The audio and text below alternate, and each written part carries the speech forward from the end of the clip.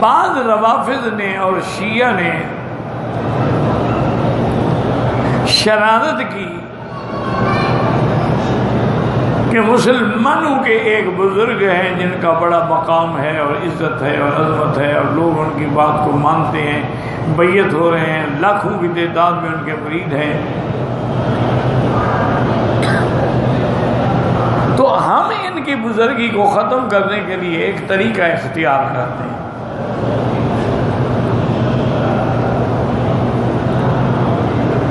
انہوں نے کہا بھی کیا طریقہ ہے؟ انہوں نے کہا ہم ایک نوجوان کو سلا دیتے ہیں چارپائی پہ، اس کو کفن بھی پہنا دیتے ہیں اور مولانا کو لے آتے ہیں کہ یہ جنازہ پڑھائیں۔ مولوی صاحب جب جنازہ پڑھائیں گے اور دوسری تکبیر میں پہنچیں گے تو مردہ اٹھ کے بیٹھ جائے گا، تو ہم سارے ہنس پڑیں گے یار یہی تمہارا پیر ہے جس کو یہ بھی پتہ نہیں کہ مردہ ہے کہ زندہ ہے، سامنے رکھا ہوا ہے۔ تو آپ کی پیری جو ہے نا، بزرگی جو ہے وہی ختم ہو جائے گا۔ تو مقصد میرے کہنے کا یہ ہے کہ دشمن ہر رنگ کا اناد اختیار کرتا ہے۔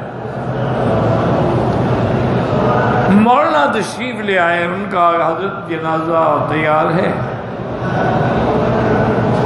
انہوں نے کہا بھائی پہلی بات تو یہ ہے کہ تم لوگ شیعہ ہو، میں اہل سنت والجماعت سے۔ انہوں نے کہا جی نہیں نہیں، یہ بندہ جو تھا نا یہ سنی تھا، اسی لیے تو ہم نے آپ کو بلایا ہے، ورنہ تو ہمارا مولوی جنازہ پڑھا دیتا۔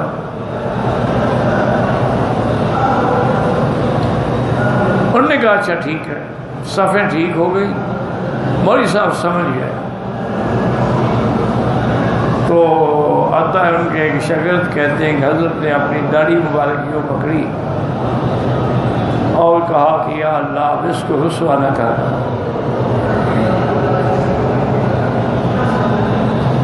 عزت دی ہے تو اب ذلیل نہ کر۔ تکبیر شروع کی، اب دوسری تکبیر بجنا، وہ پیچھے کھنکھا رہے ہیں، وہ تو اٹھتا ہی نہیں۔ جب آپ نے جنازہ پورا پڑھ لیا فرمایا لے جاؤ، اب یہ قیامت میں اٹھے گا انشاءاللہ۔